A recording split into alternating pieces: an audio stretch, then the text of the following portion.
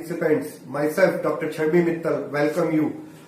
This is Plant Biotechnology and Molecular Biology Laboratory, Department of Botany, SPC Government College, Ajmer. Today, Dr. Ramesh Joshi will explain you the extraction of genomic DNA and its quantification and amplification by polymerase chain reaction. Good afternoon everybody. आज इस molecular biology की laboratory में मैं आपको starting from genomic DNA extraction to the amplification of by PCR के बारे में मैं आपको पूरा डिटेल में बताऊंगा। किसी भी मॉलिक्यूलर बायोलॉजी के एक्सपेरिमेंट में, चाहे वो आरएपीडी टेक्निक हो, चाहे आईएसएसआर टेक्निक हो, पहला जो स्टेप होता है उस स्टेप में हम सबसे पहले जीनोमिक डीएनए का एक्सट्रैक्शन करते हैं। तो प्योर फॉर्म में जीनोमिक डीएनए का हम लोग एक्सट्रैक्शन यहाँ करते हैं और इस जीनोमिक डीएनए के एक्सट्रैक्शन के टाइम इसका प्योरिफिकेशन करते हैं, देन इसका क्वांटिफिकेशन करते हैं। तो here what we have done is, first of all, this is the genomic DNA we have extracted. The genomic DNA of the different plant materials have been extracted from different plant species. ये genomic DNA है जो कि 200 माइक्रोलीटर्स हम लोग इसको store करते हैं इन -20 degree Celsius temperature. इस जीनोमिक डीएनए का सबसे पहले हम क्वांटिफिकेशन किया जाता है। क्वांटिफिकेशन हम यूवी स्पेक्ट्रोफोटोमीटर से करते हैं। ये यूवी स्पेक्ट्रोफोटोमीटर है जो बिल्कुल ही ऑटोमेटिक यूवी स्पेक्ट्रोफोटोमीटर है, जिसमें जिस डीएनए का क्वांटिफिकेशन करना है उसका 4 माइक्रोलीटर इसकी कुवेट में डाल देते हैं और उसके बाद यह स्पेक्ट्रोफोटोमीटर ऑटोमेटिकली उसका क्वांटिफिकेशन बता देता है। इसके अंदर एक प्रोग्राम फील्ड है, उस प्रोग्राम से यह आपको पूरा की पूरा उसकी कितनी क्वांटिटी आई, क्वांटिटी मींस पर microlitre of solution how much DNA is present. Generally 700 to 1000 nanogram genomic DNA आना चाहिए। ये स्टैंडर्ड है कि भी अगर आपने जीनोमिक डीएनए निकाला है तो इस जीनोमिक डीएनए का 700 से 1000 नैनोग्राम डीएनए पर माइक्रोलीटर आना जरूरी है। After quantification of genomic DNA which we have extracted from different plant species to perform the ISSR, RAPD या किसी भी जीन या डीएनए के टुकड़े को एम्पलीफाई करना है, तो यह सबसे पहले क्वांटिफिकेशन का काम होता है। After quantification of this DNA, उसके बाद हम इलेक्ट्रोफोरेसिस पे आते हैं। इलेक्ट्रोफोरेसिस में क्या होता है कि हम इलेक्ट्रोफोरेसिस में सबसे पहले उस जेल बनाते हैं।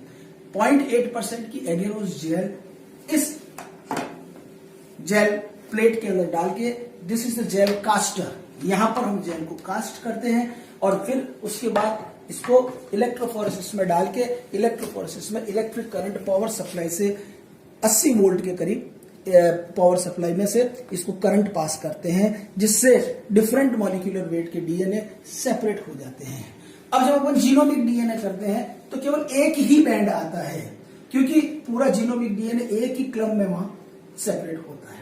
आफ्टर कंफर्मेशन कि जीनोमिक डीएनए इसके अंदर आ गया है, उसके बाद हम लोग क्या करते हैं, इस जीनोमिक डीएनए का 25 नैनोग्राम लेते हैं। ये 25 नैनोग्राम हम पीसीआर ट्यूब में लेते हैं। इस पीसीआर ट्यूब में 25 नैनोग्राम जीनोमिक डीएनए, जिस जीनोमिक डीएनए की जीन को अपन को क्लोन करना, एम्पलीफाई करना है या उसका आरएपीडी और आईएसएसआर प्रोफाइल देखना है, उसको हम 25 नैनोग्राम डीएनए इसमें डालते हैं। उसके बाद इसमें टैग पॉलीमरेज डालते हैं। उसके बाद इसके अंदर प्राइमर्स डालते हैं। We have the number of primers for the different genes and ISSR and RAPD primers. यह प्राइमर हम बाहर से इंपोर्ट करते हैं। इन प्राइमर्स को डालने के लिए पहले रिएक्शन मिक्सचर लेमिनर फ्लो में इसमें डालते हैं। Reaction mixture include first genomic DNA, primer, Taq polymerase, dNTPs, एमजीसीएल2 एंड पीसीआर बफर। ये सारा इसके अंदर करके इसका टोटल वॉल्यूम 25 माइक्रोलीटर आता है। तो डिफरेंट प्लांट स्पीसीज का डीएनए हम लोग इसके अंदर ले लेते हैं डाइवर्सिफिकेशन जीनोमिक डाइवर्सिफिकेशन देखने के लिए। तो यह 25 माइक्रोलीटर को हम लोग, ये जो पीसीआर है, this is a PCR machine. After adding all the reagent mixture in the PCR tube including genomic DNA, हम इसको यहां पर पेल्टियर इस प्लेट के ऊपर रख देते हैं. This is a Peltier plate. यहां पर ये सारा की सारा ये सभी यहां पर डाल देते हैं. दिस इज दी, ये प्लेट है जिसे पेल्टियर प्लेट कहते हैं पीसीआर की, और पीसीआर के ढक्कन को ढक देते हैं. उसके बाद पीसीआर का एक प्रोग्राम शुरू करते हैं. प्रोग्राम के अंदर, पीसीआर प्रोग्राम के अंदर सबसे पहले डीनेचुरेशन साइकिल आती है. तो पीसीआर प्रोग्राम जब अपन शुरू करते हैं तो यहां पर अपन को 3 साइकिल देना पड़ता है. Denaturation cycle means denaturation cycle में सबसे पहले डीएनए को सिंगल स्ट्रैंडेड करेगा, डीनेचर करेगा. उसके बाद सेकंड जो साइकिल एनिलिंग साइकिल होती है. एनिलिंग के अंदर जो प्राइमर हमने इसमें डाली है वो प्राइमर हाइब्रिड हो जाती है पर्टिकुलर जीन के पास जाकर. और जो डीएनए का अपन को अगर आईएसएसआर प्राइमर है तो अपनी कॉम्प्लीमेंट्री सीक्वेंस पे जाके हाइब्रिड हो जाती है, और आरएपीडी प्राइमर है तो वो अपनी कॉम्प्लीमेंट्री पे जाती है. और एक पर्टिकुलर अगर जीन के लिए अपन करते हैं तो वो जीन के पास जाके वो प्राइमर हाइब्रिड हो जाती है. उसके बाद एनिलिंग के बाद तो डीनेचुरेशन, एनिलिंग और उसके बाद एक्सटेंशन साइकिल इसमें शुरू करते हैं. इस एक्सटेंशन साइकिल के बाद ज्यादातर हम 35 से 40 साइकिल्स करते हैं इसके अंदर. तो ये पूरा एक प्रोग्राम है जिस प्रोग्राम से ये 2-3 घंटे के अंदर पूरा की पूरा डीएनए एम्पलीफाई हो जाता है. आफ्टर एम्पलीफिकेशन ऑफ डीएनए हम इन ट्यूब्स को निकालते हैं. इन ट्यूब्स को, जो पीसीआर ट्यूब है जिसके अंदर डीएनए की एक कॉपी है या जीन की एक कॉपी है, उसमें थाउजेंड्स ऑफ कॉपी बन जाती है. इन कॉपी बनने के बाद प्रत्येक डीएनए को, प्रत्येक सैंपल को हम एक एगेरोस जेल बनाते हैं इलेक्ट्रोफोरेसिस की, और उस एगेरोस जेल में हम लोड कर देते हैं डीएनए. और दिस इज इलेक्ट्रोफोरेसिस, ये पावर सप्लाई है और ये जेल कास्टर है. What ever the DNA amplified, amplification जो प्रोडक्ट है वो इसमें है, ये पीसीआर ट्यूब्स है इसके अंदर है.